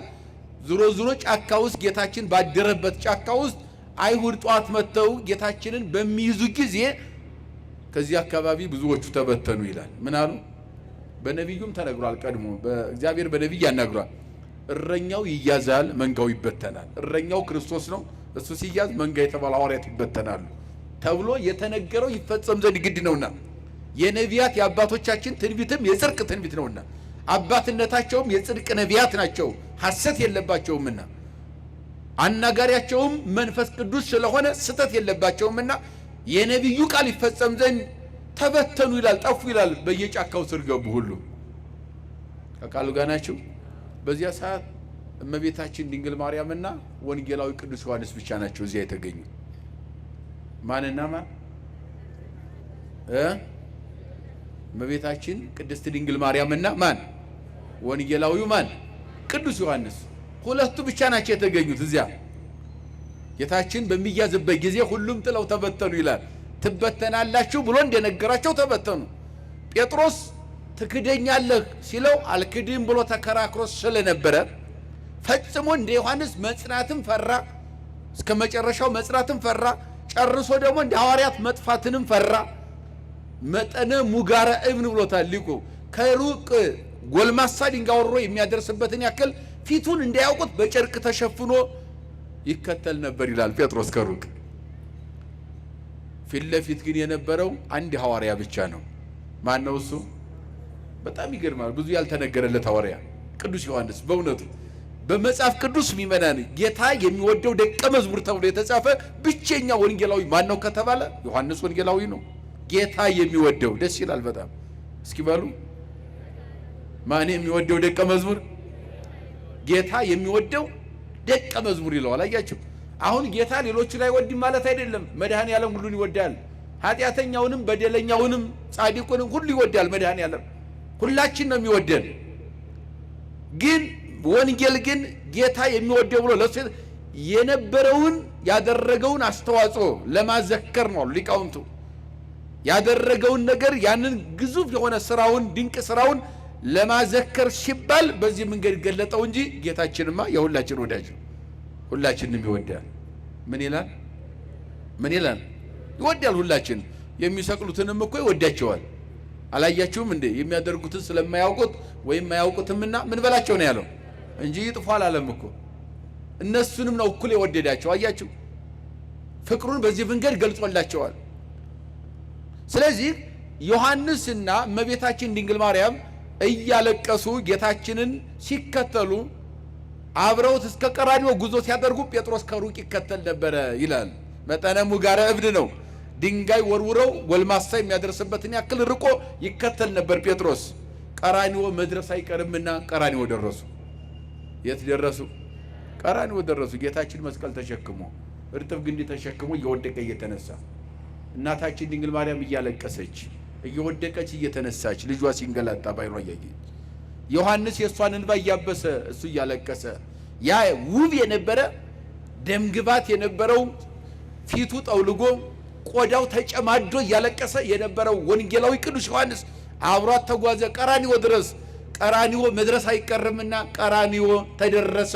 ያን ጊዜ የቀያፋ ሰራተኛ ወጣ። ምን አለችው? ጌታችን ወደ ቀያፋ ግቢ ሲገባ አንተ የገሊላ ሰው ነህ ከናዝሬቱ ኢየሱስ ጋር የመጣህ ነህ ብላ ጴጥሮስን ጠየቀች። ውጭ ላይ ይላል። ምን አለ ጴጥሮስ? እምትይውን ሰው አላውቀውም። ምን አለ? እምትይውን አላውቀውም አለ። ምን ተጀመረ? ንገሩኛ። ክህደት ተጀመረ አይደለ? አሁንም ቀጠልና ሌላው ዘበኛ መጥቶ ደግሞ አንተኑ ተታወቅ በነገርህ ከመገሊላዊ የገሊላ ሰው ያይቁቀከም ይላል። አነጋገርህ ነገርህ ያስታውቅብሃል። ቋንቋህ ራሱ አነጋገርህ ከገሊላ ሰው ነህ፣ የናዝሬቱ ኢየሱስን ተከተለ የመጣ ደቀ መዝሙር ነህ ሲለው እምትለውን አላውቅም አለ። ስንት ጊዜ? ሁለት ጊዜ። አሁን ደግሞ ፀሐይ እሳት አንድደው እንጨት እሳት የሚሞቁ ሰዎች ነበሩ እዚህ አካባቢ አደባባይ ላይ። እነኛ ተሰብስበው አንተ የገሊላ ሰው ነህ ከናዝሬቱ ኢየሱስ ጋር የመጣህ ነህ ብለው ጠየቁት። ምን አለ? ወተረግመ ይላል። እንደውም ጴጥሮስ እንደውም በራሱ ማለት ነው የሚለው እምትሉትን ሰውን ያላውቀውም ብሎ በራሱ ማለት ይላል። ሶስተኛ ማለት ነው። ያን ጊዜ ወነቀው አመሃ ዶሮ ጮኸ። አያችሁ፣ ዶሮ በሚጮህበት ጊዜ ወተዘከረ ጴጥሮስ በእንተ ዘይቤሎ ስልሰተ ክህደኒ ዘንበልንቁ ዶሮ። ጴጥሮስ ምን ትዝ አለው? 3 ጊዜ ትክደኛለህ፣ ራት እየበሉ 3 ጊዜ ትክደኛለህ ያለው ዶሮው ሲጮህ አስታወሰው፣ ትዝ አለ ይላል። ምርር ብሎ አለቀሰ ይላል። እሱስ ትክደኛለህ ብሎ የነበረ እኔ ዋሸው እንጂ ሞትም ቢኖር አብሬ ሞታለሁ ብዬ ካንተ ጋር ሞታለሁ መከራ እቀበላለሁ ብዬ ጌታዬን ካድኩት። ነገር ግን እኔ ፍጡር ነኝ፣ የፍጡር ቃል ይታበላል፣ የማይታበል ቃሉ እሱ የተናገረው ግን ሆነ ብሎ ምርር ብሎ አለቀሰ ይላል። ያን ጊዜ መስቀል ላይ ተሰቅሎ መድኃኔዓለም በአይነ ምሕረት ተመለከተው ጴጥሮስ ይላል አትናቴዎስ። በምሕረት አይኑ ዝቅ ብሎ ሲያየው ጴጥሮስ እያለቀሰ ነው። አደባባይ ላይ ሲያለቅስ ምን አለው መሰላችሁ? ጴጥሮስ የካደኝ አፍህ ነው፣ ልብህ አልካደኝምና ይቅርታ ብዬ አድርጌልሃለሁ። ምን ብዬሃለሁ? ሁላችን ይቅር ይበለን እግዚአብሔር። አያችሁ? አዎ መስቀል ስታይ ፈራክ። 3 መስቀል ተዘጋጅቷል። 2 የሽፍታ መስቀል አለ፣ የኔ መስቀል አለ። አንዱ መስቀል ዓለምን ላድን የምሰቀልበት ይሄ የመከራ ዙፋኔ ነው አለ። ለዚህም ደግሞ መገለጫው በዕለተ ምጽአት ወደዚህ ምድር ስመጣ ኃጢአንና ጻድቃንን በቀኝና በግራ አቁሜ አዎ እንደምገለጥ አሁን ለዚያ ትምህርት ይሆን ዘንድ በቀኝና በግራ 2 ሽፍታ መካከል እንዲሰቀል ትንቢትም የተነገረው ይፈጸም ዘንድ በበደለኞች ጋር ተቆጠርኩ ከተባለው ይፈጸም ዘንድ ልሰቀልበት የመከራ ዙፋኔ ነው አለው። በመከራ ዙፋኔ ነው መስቀል። ይህንን ስላየህ ፈርተህ ነው አንተ መስቀል ስላየህ። እውነት እልሃለሁ ጴጥሮስ አለ አፍህ እንጂ ልብህ አልካደኝምና ምን ብዬሃለሁ? ይቅር ብዬሃለሁ። ቅዱስ ያሬድ ምን ይላል? እዚህ ስብሐተ ነግህ በተባለው ድርሰቱ ላይ በከመ ተዘከርኮ ለጴጥሮስ ከማሁም በከመ ተወከፍኮ ንስሐሁ ለጴጥሮስ ወይም በከመ ተወከፍከ ንስሐሁ ለጴጥሮስ ከማሁ ተወከፍ ንስሐ ዘኃይላጥ ወይም ለኃጥአን። የጴጥሮስን ለቅሶና ይቅርታውን ንስሐውን ተቀብለህ መስቀል ላይ ሆነህ ይቅር እንዲያልከው የኔን የበደለኛውን ወይም የኛን የበደለኞቹን ኃጢአት ይቅር በለን ብለው ይጸልያሉ አባቶቻችን በቤተ ክርስቲያን። በአብይ ጾም ጧት ዘወትር የሚባል ነው። በትልልቅ አድባራት ላይ ስብሐተ ነግህ ይባላል። የጧት ምስጋና የጴጥሮስን በሉ እስኪ እንባና ለቅሶ ንስሐ የተቀበልክ የኛንም የኃጢአተኞቹን ንስሐችንን ተቀበለ። ንስሐ ገብተናል ግን አዎ መግባት ያስፈልጋል። ንስሐ መግባት እግዚአብሔር ይቅርታ መጠየቅ እንዴ ሰው እንኳን ይቅርታ ይጠየቅ የለን? አዎ እግዚአብሔር ይቅርታ መጠየቅ ስላደረግነው ነገር ወደፊትም እንዲያናደርግ እንዲጠብቀን መማፀን ያስፈልጋል። ሚመና ስለዚህ አለቀሰ ቅዱስ ጴጥሮስ። እግዚአብሔር ይቅር ብያለሁ አለው። ንስሐህን ለቅሶህን ተቀብዬዋለሁ፣ ይቅር ብያለሁ፣ የልብህን አይቻለሁ አለ። የምንህን? አፍክን አላየሁትም ልብህን ያየሁት አለ። እኔ ልብን ነው የማየው፣ በልብህ አልካድከኝም ጴጥሮስ አለው። ከዚያም በኋላ ያን ጴጥሮስም ቀጠለ፣ በዚያው በእንባው ቀጠለ፣ በለቅሶው ቀጠለ። እግዚአብሔር ለቅሶውን ተቀበለለት። ጌታችን አምላካችን መድኃኒታችን ኢየሱስ ክርስቶስ ከሙታን ተለይቶ ከተነሳ በኋላ ለሶስተኛ ጊዜ በጥብርያዶስ ባህር ተገልጦ ምሳ ከበሉ በኋላ 3 ጊዜ ትወደኛለህ ስላለው ማን አዘነ? አረ ንገሩኝ፣ ማን አዘነ? ከትንሣኤ በኋላ 3 ጊዜ ትወደኛለህ ትወደኛለህ ትወደኛለህ ሲለው ጴጥሮስ አዘነ። ምን ትዝ አለው መሰላችሁ? ቀራኒዮ። ምን ትዝ አለው? ቀራኒዮ። ቀራኒዮ ምን ነበረ? 3 ጊዜ ትክደኛለህ ብሎ 3 ጊዜ ክዶ ስለነበረ ይህ 3 ጊዜ ለምን ተናገረኝ? አንድ ጊዜ ትወደኛለህ ቢል በቂ አይደለም፣ ወይም 2 ጊዜም ትወደኛለህ ቢለኝ በቂ ነው። 3 ጊዜ ትወደኛለህ ትወደኛለህ ትወደኛለህ ለምን አለኝ? ችግር አለ ማለት ነው። ወደፊት ደግሞ ምን ሊገጥመኝ ነው በህይወት ያለ ያንን መሰናክል የቀራሪውን መሰናክል አልፌው ያንን ወጥመድ ቆርጬ በንስሐ በለቅሶ አልፌ አሁን ደግሞ ሌላ ምን ወጥመድ ሊገጥመኝ ነው በህይወቴ ምን እንቅፋት አለብኝ ወደፊት ብሎ ጴጥሮስ አዘነ ይላል። አስታወሰ ቀራኒውን 3 ጊዜ ምን ለምን አለ። ውስጡን ረፍት ነሳው። አያችሁ። ስለዚህ ማን አዘነ? ጴጥሮስ አዘነ። ስንት ጊዜ ስላለው ነው? 3 ጊዜ። ወደፊት ምን ሊገጥመኝ ነው ደግሞ 3 ጊዜ ሲያናግረኝ ጌታዬ? ይቺ 3 ነገር አላት አለ ጴጥሮስ። አመላለሰ በውስጡ። ግን ጌታችን መድኃኒታችን ኢየሱስ ክርስቶስ በጎችን፣ ጠቦቶችን፣ ግልገሎችን፣ ሚመናንን ጠብቅ ብሎ ክህነትን በምድር ላይ ቁሞ እንዲሄድ በጴጥሮስ አማካኝነት ለካህናት ይህንን ሙሉ ስልጣን ከሰጠ በኋላ ውጤቱን ሲነግረው ምን አለው? እያዘንክ ውስጥ እንድትኖር አልፈልግም አለ። እንዲያዘን እንድንኖር ማን አይፈልግም? ማን አይፈልግም? አይፈልግም እግዚአብሔር። ጥያቄያችን የተስተካከለ ይሁን እንጂ በሐዘን እንድንኖር ማን አይፈቅድም? እግዚአብሔር አይፈቅድም። ያልተስተካከለ መንገድ ቅድም ያልነው ነገር ከሆነ ነው ብቻ ሐዘናችን የሚቀጥለው ማለት ነው። ጴጥሮስ ይህንን ሲያዝን ውስጡ በጣም አዝኖ ስለነበረ ጌታችን ጨርሼ ልንገረው ለምን ያዝናል አለ። ገልጬ ልንገረው አለ። ኦ ጴጥሮስ አመወሬዛ አንተ ትቀንት ሐቆየከ ወተሐጉር ሀበ ዘፈቀድከ። ጴጥሮስ አለው፣ ጴጥሮስ ሆይ አንተ ጎልማሳ ሳለህ አለው። እየሰማችሁኝ ነው? ምን ሳለህ?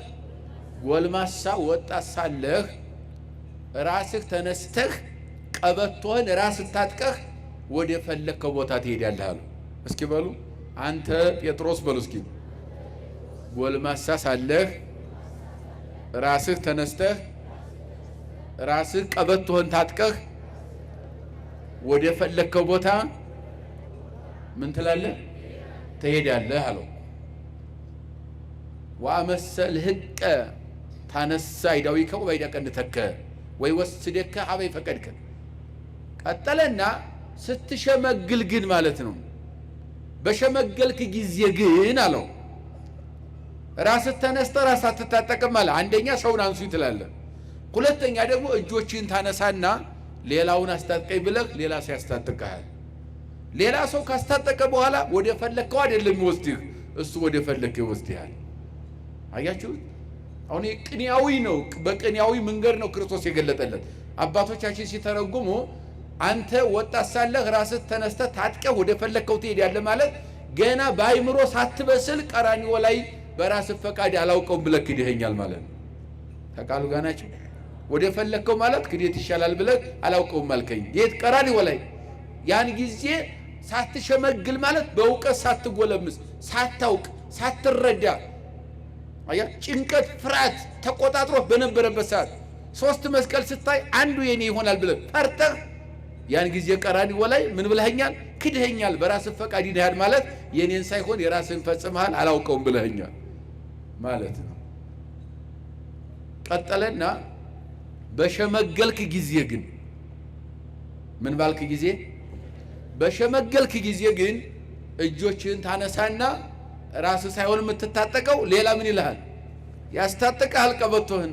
ካስታጠቀ በኋላ ወደ ፈለከው አይደለም የምትሄደው። ምን ወዳለው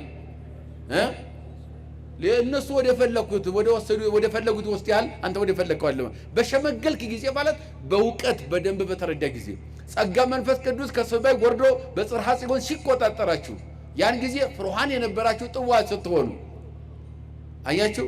ወይም ጰራቅሊጦስ ተብሎ የተገለጸው ይሄ 6 አይነት ትርጓሜ ሰጥተውታል። የጰራቅሊጦስ ትርጓሜ እስከዚያ ድረስ ፍሩሃን ነበሩ፣ ጥቡዓንም ነበሩ። መውደቅ መነሳት ነበረ በሐዋርያት። እነኛ እኮ ሊቶስጥራ ጫካ ውስጥ የጠፉት ሐዋርያት እኮ በኋላ እንደገና ተሰብስበው በአንድ ቤት ዘግተው ተቀምጠው እኮ ክርስቶስን ይጠባበቁ ነበር። አሁን ወደ ገሊላ፣ ከገሊላ ወደ ኢየሩሳሌም እንወጣለን፣ የሰውን ልጅ እኔን ይይዙኛል፣ ይሰቅሉኛል፣ እሞታለሁ፣ በሶስተኛው ቀን ከሙታን ተለይቼ ምን እላለሁ እነሳለሁ እያለ ነግሯቸዋል። ይህንም በደንብ ስለሚረዱ ስለሚያውቁ፣ ነገር ግን ለጊዜው ከዚያ ተበተኑ እንጂ ጌታችን ወደ መቃብር በወረደበት ጊዜ መቃብር ስር አልተገኙም። የተገኙት የት ነው ከተባለ በአንድ ቤት ዘግተው ተቀምጠው ነበረ። ለምን ሲባል ፈርተው፣ ከቃሉ ጋር ናቸው። ፈርተው ነበረ። አዎ ይፈሩ ነበረ። ገና የሚጨክኑበት ጊዜ ገና ነው። ጭንቀት የሚወገድበት ጊዜ ከባለ 50 በኋላ መንፈስ ቅዱስ ጸጋ መንፈስ ቅዱስ ወርዶ ሲቆጣጠራቸው ከዚያ በኋላ ነው ያ ነገር የተወገደላቸው። መውደቅ መነሳት ግን እስከዚያ ድረስ ነበረ። ለዚህም ነው በዮሐንስ ወንጌል ምዕራፍ 20 ከቁጥር 1 ጀምሮ ስታነቡ 8 ቀን ሙሉ በአንድ ቤት ውስጥ ተዘግተው በር ቆልፈው ተቀምጠው ነበር ይላል። ለምን ከተባለ አይሁድን ፈርተው ይላል ወንጌል። ማንን ፈርተው? አይሁድን ፈርተው ነበር። አዎ ጭንቀት ነበረ። ደግሞም ዓርብ ያስጨንቅ ነበር። የዓርቡ ፍርሃት 8 ቀን ሙሉ ይዟቸው ነበር። የዓርቡ ጭንቀት። ዓርብን አስቡት፣ ሰማይና ምድር ቀውጢ ሆኖ ጠፈር እኮ ከዋክብትን መያዝ አልቻለም። አንጠባጠባቸው ወደታች እንደ ዝናብ። እኔ ጋር ለመኖር ምን ትሰራላችሁ? ጌታችሁ ፈጣሪያችሁ ተሰቅሎ ውረዱ አላቸው። አወረደው። በላይ የነበረ ኮከብ አልነበረም። ጨረቃ ወደ ደም ተቀይራ፣ ፀሐይስ ወደ ጨለማ ተቀይራ፣ ብርሃኔ እሱ ነው። ብርሃኔ ተሰቅሎ ምን ብርሃን አለኝ? በእኔ ብርሃንነትስ ደግሞ በፈጠረው ብርሃን እርቃኑ እንዴት ይታያል ብላ ወደ ጨለማ ቀየረች። ምን ያልሆነ ነገር አለ? ምድር አፏን እየከፈተች የዋጠችውን የሰው ዘር ሁሉ እየተፈለቀቀ ሬሳ ይወጣ ነበር። ሰው ሁኖ ማለት ነው። ሙታን ይነሱ ነበረ። አይባን ድንጋዮች ይፈተቱ ነበረ። መላእክት በቁጣ ሰይፍን የወረወረ መልአክም ነበረ። ሰይፉን የእግዚአብሔር ምሕረት ወደ መጋረጃ ቀየረው። እግዚአብሔር ክፉን ሁሉ ይመልስልን። አዎ መልአክ ተቆጥቶ ወፃ መልአክሩ የማይከለክሉም መላእክት መሊሆ ሰይፉን መዞ ይላል አትናቴዎስ። መልአክ ሰይፉን መዞ በቁጣ ከሚያጥፎም ላላውያን አይሁድን በአንድ ጊዜ ለማጥፋት መልአኩ ሰይፉን ወረወረ። ሰይፍ በሚወረውርበት ሰዓት የክርስቶስ ምሕረት ሰይፉን ከለከለውና ወደ ሰዎቹ ወደ አይሁድ የተወረወረውን ወደ ምኩራቡ መጋረጃ ቀየረውና ጨርቁን ሰንጥቆት ወደ ታች ገባ ይላል። የእግዚአብሔር ምሕረት አያችሁ፣ ቅድም ያልኳችሁ ሁሉንም ይወዳል፣ ኃጢአተኛውን ጭምር። የሚሰቅሉትን እንደዚያ ነው ያዳናቸው። የተወረወረ ሰይፍ ሌሎቹ ዓለምን እናጥፋሉ፣ ምሕረቴና ትዕግስቴ ዓለምን ስለሚገዛ ልታጠፉ አይገባም ከለከላቸው። በመላእክት ዓለምም ሽብር ነበረ። አይሁድን እናጥፋ ምን እናድርግ የሚል አይሁድን አታጥፏቸው፣ መላእክትን አረጋጋ። እነኚህም ደግሞ የሚያደርጉትን አያውቁትምና ይቅር በላቸው ብሎ እነኚህንም አረጋጋ። ክፉዎቹን ሁሉንም አረጋጋ። መድኃኔዓለም አገራችን ሕዝባችን ያረጋጋል። አዎ ያ ሁሉ ጭንቀት ስለነበረ ሐዋርያትን ጭንቀቱ አልለቀቃቸውም ይላል። በር ዘግተው ተቀመጡ። ያላቸው አማራጭ ወደ የትም መሄድ አልቻሉም። ዓርብ ትዝ እያላቸው፣ ያ ሁሉ መከራ ትዝ እያላቸው፣ አይሁድ ያደረሱትን በጌታችን ላይ ያደረሱት መከራ ትዝ ሲላቸው እየተጨነቁ በር ዘግተው 8 ቀን ተቀመጡ ይላል። በ8ኛው ቀን በተዘጋ ቤት ገብቶ ሰላም ለሁላችሁ አላቸው። ለሁላችሁ ምን ይሁን? አዎ ሰላም ለሁላችሁ ይሁን። ተደጋጋሚ ሉቃስ ቢጽፍም ዮሐንስ አብዝቶ ይጽፋል ስለ ሰላም። ሰላም ለሁላችሁ ይሁን ይላል። ሰላም ለሁላችሁ ይሁን። በእርግጥ በሲኦል ነው የጀመረ ይላሉ ሊቃውንቱ። ክርስቶስ ቀራንዮ ላይ ተሰቅሎ ሳለ አዳም በሲኦል ውስጥ ያሉ የልጅ ልጆቹን ሁሉ በአጠቃላይ ከሱ ጀምሮ የነበሩትን ዛሬ ጌታዬ ቀራንዮ ተሰቅሏል፣ ድነተ ዓለም ዛሬ ነው፣ ስለዚህ አሁን ይመጣል ሰላም ሊያውጅልን፣ ለጸሎት ተዘጋጁ እያለ እንደ ዲያቆን ይቀሰቅስ ነበረ። በሲኦል ውስጥ ያለን ትውልድ ለጸሎት ተነሱ እያለ 11 ሰዓት ላይ ዮሴፍና ኒቆዲሞስ አውርደው ሲገንዙት በአካለ ሥጋ ወደ መቃብር ሲወርድ በአካለ ነፍስ ወደ ሲኦል ወርዶ ነፃነትን ሰበከላቸው ይላል። ክብር ለስሙ ይሁንና ምን ሰበከ? ምን ሰበከ? ነፃነትን ሰበከ። 5000 ዘመን ታስሮ የነበረ የሰው ዘር ከስራቱ ተፈታ። አመዝበራ ለሲኦል ሲኦል ተበረበረ፣ ርቃኑን ቀረ። አሰሮ ለብሪያል ሰይጣን ዓለምን ያሰረ ሰይጣን ታሰረ። ነፃነት ታወጀ። የታሰሩት ሁሉ ሰላም ለእናንተ ይሁን ብሎ ፈታቸው፣ አወጣቸው። በሳምንቱ ደግሞ በተዘጋ ቤት ገብቶ ሰላም አላቸው። ሲኦል ወርዶ ሰላምን ያወጀ በተዘጋ ቤት ደግሞ ገብቶ ሐዋርያትን ሰላም አላቸው። በጣም የሚደንቁ ነገሮች፣ አንደኛ በእህቱም ድንግልና ተጸንሶ በእህቱም ድንግልና ተወልዶ እናቱም በድንግልና ጠብቆ መኖር ይደንቃል። ይሄ ከቃሉ ጋር ናቸው። እስኪ በሉ በእህቱም ድንግልና በሉ እስኪ ተጸንሶ በእህቱም ድንግልና ተወልዶ እናቱን በድንግልና ለዘላለም ተጠብቃ እንድትኖር ማድረጉ አያችሁ። ይህንን ያደረገው አምላክ ደግሞ በተዘጋ ቤት በተዘጋ መቃብር ሁለተኛው በተዘጋ መቃብር ነው የተነሳው። መድኃኒዓለም በምንድን ነው የተነሳው? በከመ ያረሃ ወማይተመ ድንግልናሃ ለወላዲቱ በልደቱ ከማሁ ያረሃ ወማይተመ መቃብሪሁ በትንሣኤሁ ብለውታል አባቶቻችን። ተወለደ ስንል በድንግልና ተጸነሰ፣ በድንግልና ተወለደ፣ በድንግልና እናቱ እንድትኖር ጠብቋት ብለን እንደተናገር ነው። ተነሳም ስንልም ደግሞ ድንጋይ ያገላበጠለት አካል የለም። በተዘጋ መቃብር 10 ሰዓት ሌሊት ተነስቷል። ወንጌላውያኑ መልአኩ ድንጋዩን አገላበጠና ከመቃብሩ ላይ ተቀመጠበት። እነሳለው እንዳለ ተነስቷል እንጂ በዚህ የለም ብሎ ለሴቶችና ለሐዋርያት ሰበከ። መልአክ ድንጋይ ያገላበጠ ስንል ግን ለእግዚአብሔር ለመድኃኔዓለም ድንጋይ ያገላበጠለት መልአክ የለም። መልአኩ እዚያ ላይ መጥቶ ድንጋይ ሳያገላበጥ ጧት 12 ሰዓት ወይም 11 ሰዓት በኋላ መልአክ ድንጋይ ቢያገላበጥም 10 ሰዓት ግን ቀድሞ ክርስቶስ ተነስቷል። መቃብር ውስጥ የለም። ሲከፍተው ባዶ ነው መቃብሩ። ታዲያ መልአክ ለምን ድንጋይ ያገላበጠ ከሆነ ሴቶቹም ደጅ የሚጠኑ ማየት የፈለጉ መቃብር ውስጥ እንደሌለ ያሳያቸው ዘንድ ድንጋይ ያገላበጠላቸው። በተዘጋ መቃብር ግን ማን ተነስቷል? ያ በድንግልና ተጸንሶ የተወለደው በድንግልና እናቱን የጠበቀው ለዘላለም። ያ በተዘጋ መቃብር የተነሳ ድንጋይ የሚያንከባለስ ሳያስፈልገው ያለማንም ረዳት በተዘጋ መቃብር የተነሳው በሳምንቱ ደግሞ የተገኘ በተዘጋ ቤት ገብቶ ሰላም ለሁላችሁ አላቸው። በተዘጋ ቤት ገብቶ ይሄ ዳግም ትንሣኤ የምንለው ጥያቄ ያላቸው ነበሩት። ለጥያቄያቸው መልስ አገኙ። እነ ቶማስ እንድርያስ ይላሉ ሊቃውንቱ። እንድርያስን ቅዱስ ያሬድ ጨምሮታል በድጓው ላይ። እንደው አራየው ለቶማስ ርግዘተ ገበሁ ወለእንድርያስ ቅንዋተ ደዊሁ። ለቶማስ የእጆቹን ችንካር የጎኑን መወጋት ሲያሳየው፣ ለእንድርያስ ደግሞ የእጆቹን ችንካር አሳየው ይላል። ምክንያቱም ሀላየን የሚል ጥያቄ ስለነበራቸው ለአንዴና ለመጨረሻ ለጥያቄያቸው መልስ ሰጥቶ በፍጹም እምነት በሐዋርያነታቸው እንዲቀጥሉ አደረገ። ጴጥሮስን ይቅር አድርጌያለሁ ብሎ ንስሐን ተቀብያለሁ ብሎ በሊቀ ሐዋርያትነት እንዲያስቀጠለው፣ እነሱንም ደግሞ ተጠራጥራችሁኛል ብሎ አልሰረዛቸውም። በዚያው አስቀጥሏቸዋል። ነፃ ግን አውጥቷቸዋል። ሁላችን ከጥርጣሬ ነፃ ያወጣል። ነፃ አውጥቶ አስቀጥሏቸዋል። ስለዚህ እስከ 50 ቀን ድረስ መውደቅ መነሳት እንደዚህ ነገሮች ነበሩ።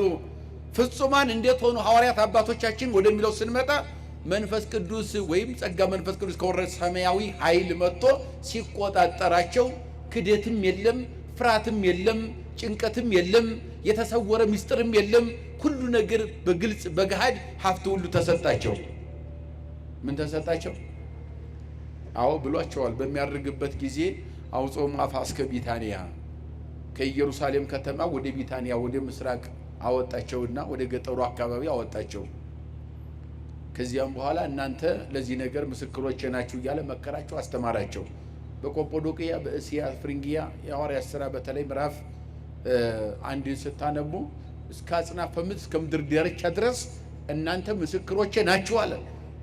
አዎ መሰቀሌን፣ መገረፌን፣ መሞቴን፣ በሶስተኛው ቀን መነሳቴን፣ 40 ቀን በዚህ ምድር ላይ መጽሐፈ ኪዳን ሥርዓተ ቤተክርስቲያን እያስተማርኩ መቆየቴን፣ በ40ኛው ቀን የነፋሳትን አውታር መሰላል እንደ መሰላል እየረገጥኩ ደመናትን እንደ ትቢያ እያራገፍኳቸው ማዕርገ መላእክት እንደ ጫማ ተጫመቼ በክብር ሰማይ ሰማያት እንደማርግ እንዲህንን አሁን አሳያችኋለሁ።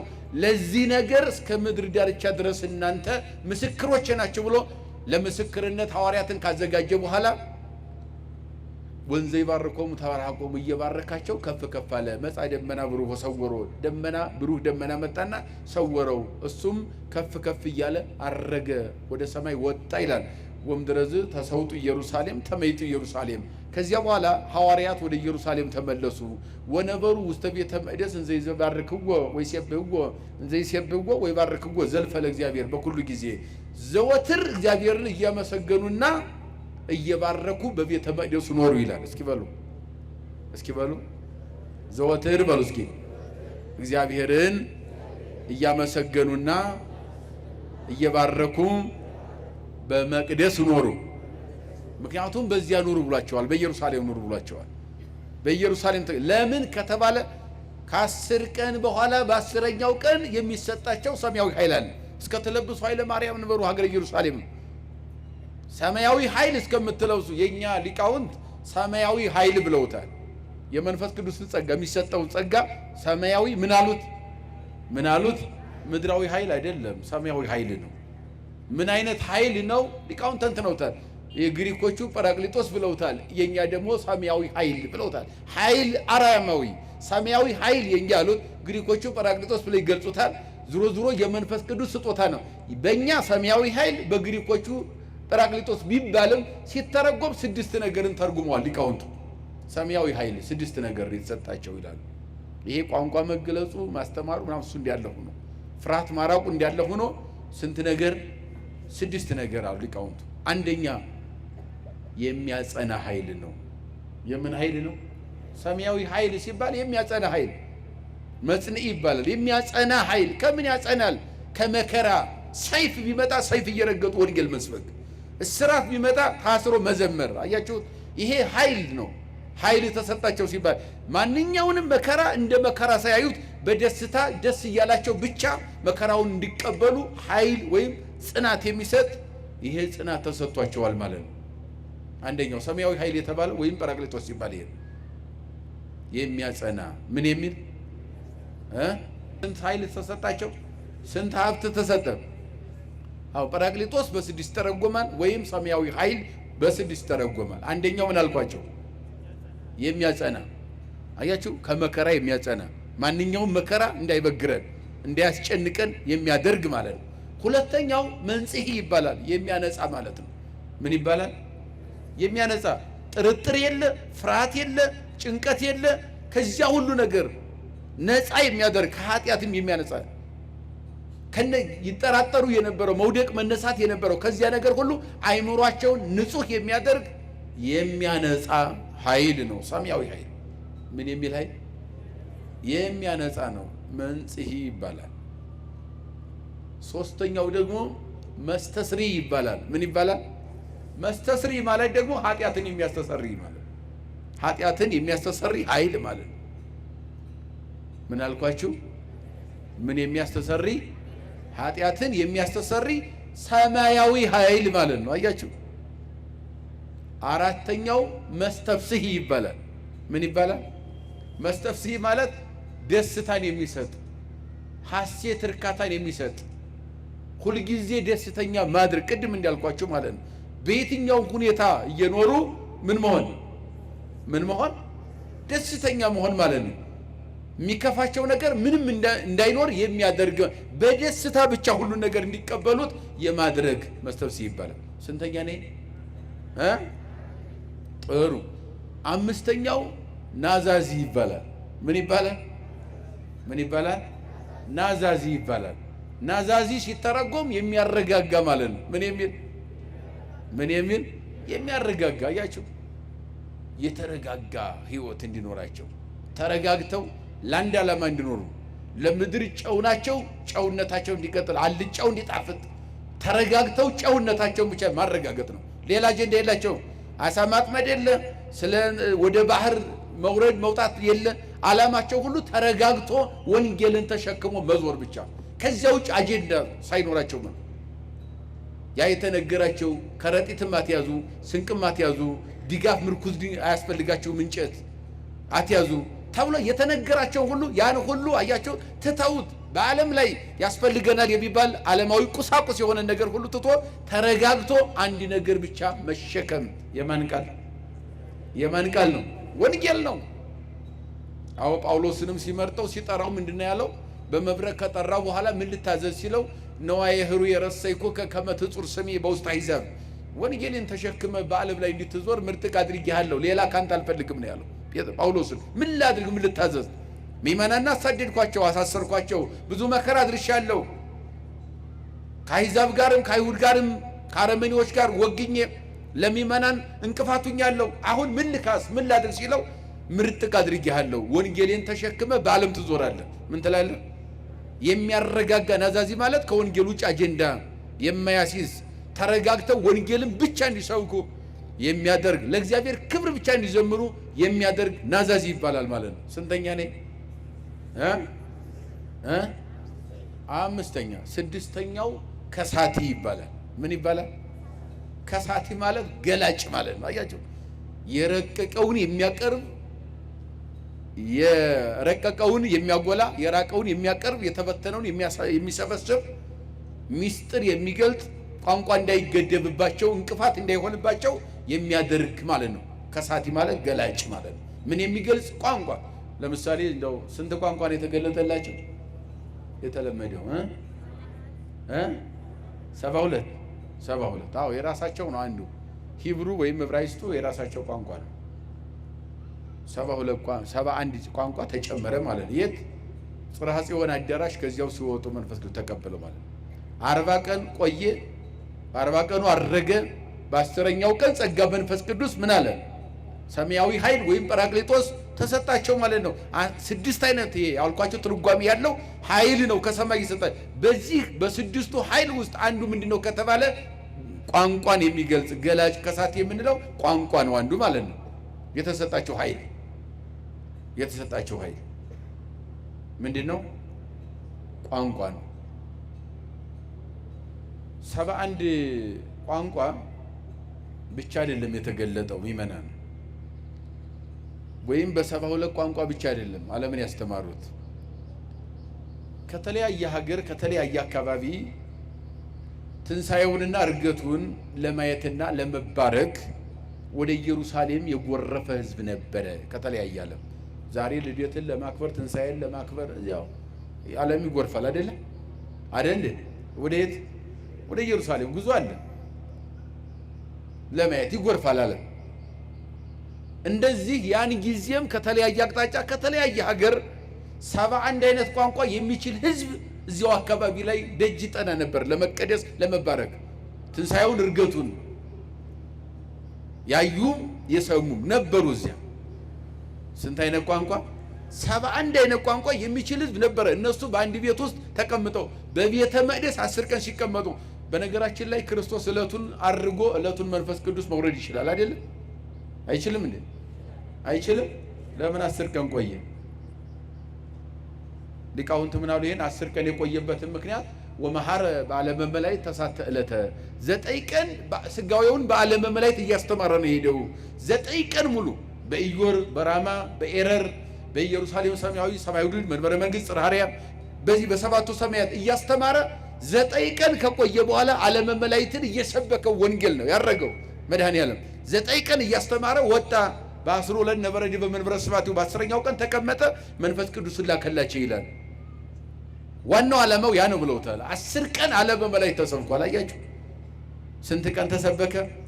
33 ዓመት ከ3 ወር በኪደተ እግር ዓለምን ቀደሰው፣ አስተማረው፣ ሰበከው፣ ወንጌሉን ሁሉን ነገር አደረገ። ጥንቅቅ ያለ ስርዓት ለቤተ መቅደሱ ሰራ። ይህን ከሰራ በኋላ በ40 ቀን ሲያርግን 9 ቀን ደግሞ ዓለመ መላእክትን ነው የተገደበባቸው። የሥጋዊ ምስጢር አለ ብለውታል። ለእነኛን እያስተማረ በ10ኛው ቀን ጽርሐ አርያም ተቀመጠ። መንፈስ ቅዱስን ላከላቸው ወይም ኃይል መንፈስ ቅዱስ ተሰጣቸው ማለት ነው። ከሳቲ የሚባለው ከተለያየ ዓለም የመጡ 71 ቋንቋ የሚችሉ ምእመናን ከአራቱ ማዕዘን የመጡ ስለነበረ ልክ ጸጋ መንፈስ ቅዱስን ተቀብለው ሰማያዊ ኃይልን ተቀብለው ሲወጡ በየራሳቸው ቋንቋ አስተማሯቸው። አንድ ቋንቋ ነበር የሚችሉት፣ ሂብሩ ነበር፣ ዕብራይስጥ ነበረ። በ71 ቋንቋ ወጥተው ያለውን ሕዝብ በየራሱ ቋንቋ ምን አሉት? አዎ ግን ቋንቋ ስንት ነው የተገለጠላቸው? ቁጥር ስፍር የለውም። ምክንያቱም ጥሩ አድርገው ገልጸውታል ሊቃውንቱ። ወተናገሩ በነገረ ኩሉ በሐወርት ነው ትክክለኛው። በየሀገሩ ቋንቋ በሉ እስኪ ተናገሩ። የየሀገሩ ቋንቋ ስንት ቋንቋ ነው ይታወቃል እንዴ? የትኛውም ዓለም ላይ መልአክ ወስዶ ቁጭ ሲያደርገው መስበክ ብቻ ነው በዚህ ዓለም ቋንቋ። ሐዋርያት እንደዚያ ነው ዓለምን የሰበኩት። ይሄ ሁሉ ክርስትና ያበበው ከየት መጣ ከተባለ በተሰጣቸው ጸጋ። ያ ጸጋ ምንድነው? ቋንቋ ነው። በየትኛውም ጽንፈ ምድር በየትኛውም ዓለም እንደው መላይ ጾር ወለንድሪያስ ዋብጽጓ አገረ በላይተሰብ የሚባል አገር እንድሪያስን ወስደው መላይ ጣሉት ይላል። አስተምር ብለው እዚህ አገር ወሰዱት። ያ አገር ምንም አያውቅም። እንድሪያስ የሚያውቀው ቋንቋ ወይም አገር አይደለም። ግን እንደገባ በራሳቸው ቋንቋ አስተማራቸው። በላይተሰብ የሚባሉ ሰውን አሳደው እንዳውሬ የሚባሉ ሰዎችን በራሳቸው ቋንቋ ሲሰብካቸው አንተ ከየት ነው የመጣው? አይቴ ብሔርህ ከሀገር የት ነው? ወመኑ አምላክህ ከአምላክህስ ማን ነው የምታመልከው ብለው ጠየቁት ይላል። አንሳ መልኮ ለጊዜ ኢየሱስ ክርስቶስ ለዘገብረ ሰማይ ወምድረ ሰማይና ምድርን የፈጠረ ጌታዬን አመልከዋለሁ። ሀገር የሰ ሀገረ ኢየሩሳሌም ቤተሳይዳ ሀገሩ ለጴጥሮስ ውዬ ሀገሬማ ኢየሩሳሌም ቤተሳይዳ ነው የመጣሁት። የእንድሪያስ ወንድም በሱ ሀገር ከሱ ጋር የተወለድኩ ወንድሙ ነኝ ብሎ ነገራቸው። በራሱ ቋንቋ ሲነግራቸው እነኛ ሁሉ ወዳው በኢየሱስ ክርስቶስ አመኑ ይላል። በየሀገሩ ቋንቋ አስተማሩ። ምክንያቱም በ72 ቋንቋ የመንፈስ ቅዱስ ሥራ አይገደብም። ከቃሉ ጋር ናቸው። ምን አይልም? የመንፈስ ቅዱስ ሥራ በስንት አይገደብም? በሰው ቁጥር ይገደባል እንዴ? አይገደብም። ግን ለምን 72 ሊቃውንት አባቶቻችን 71 አይነት ቋንቋ የሚችል ሕዝብ ስለነበረ በጊዜው ከአዳራሽ ወጥተው በጽርሐ ጽዮን ቤት ወጥተው አንድ ጊዜ ያን ሁሉ ሕዝብ በየራሱ ቋንቋ ስላስተማሩ 72 ተባለ። ግን በየሀገሩ ቋንቋ ዓለምን አስተማሩ። ይሄ ሰማያዊ ኃይል ወይም ጰራቅሊጦስ የምንለው የተሰጠው ጸጋ ይሄ ነው። ይህንን ስለተቀበለ ጴጥሮስ 3 ጊዜ ቀራንዮ የካደውን የፈራውን መስቀል ፈርቶ የካደበትን መስቀል ሮም ላይ ለምኖ ቁልቁል ተሰቅሏል ቅዱስ ጴጥሮስ። አያችሁ ጸጋውንማ ሲቀበል መንፈስ ቅዱስ ጸጋ ሲቆጣጠረው የሮምን ሕዝብ ወደ ላይ አትስቀሉኝ፣ ወደ ላይ የተሰቀለው ሰማይና ምድርን የፈጠረ ዓለምን የሚያድን አምላኬ ነው። እኔ ግን ራሴን ማዳን የማልችል ትንሹ ባሪያው ነኝ። ግን ከመስቀሉ ጋር ምስጢር አለኝ፣ ለማንም አልሰጠውም። ከመስቀሉ ጋር ጉዳይ አለኝ። ወደ ላይ ሳይሆን ቁልቁል ስቀሉ ብሎ ለምኖ ቅዱስ ጴጥሮስ ቁልቁል ተሰቅሎ እግዚአብሔርን አክብሮታል። በምን አይነት ሞት እግዚአብሔርን እንደሚያከብረው ለማጠየቅ ነው። ልጅ ሳለህ፣ ወጣት ሳለህ፣ ጎልማሳ ሳለህ ራስህ ታጥቀህ ወደ ፈለግከው ቦታ ትሄዳለህ። ባለማወቅህ ቀራንዮ ላይ 3 ጊዜ ካድከኝ። ስትሸመግል ግን እጆችን አንስተህ ሌላ ያስታጥቀሃል። የፈራኸውን መስቀል ቀራንዮ ላይ ያልፈለግከውን መስቀል ሮም ላይ ፈልገህ ትሰቀልበታለህ ብሎ እስከ መጨረሻው ድረስ በመከራ የእግዚአብሔርን ክብር እንደሚገልጽ አባቶቻችን በዚህ መንገድ ተርጉመውታል። የመከረን ያስተማረን የገሰጸን የሰራዊት ጌታ እግዚአብሔር አምላካችን ከፀሐይ መውጫ እስከ ፀሐይ መግቢያ በፍጥረታት ሁሉ አንደበት ስሙ የተመሰገነ ይሁን። የእናታችን የንጽሕተ ንጹሐን የቅድስተ ቅዱሳን የድንግል ማርያም አማላጅነት የቅዱሳን አባቶቻችን ጸሎት አይለየን። ይቆየን።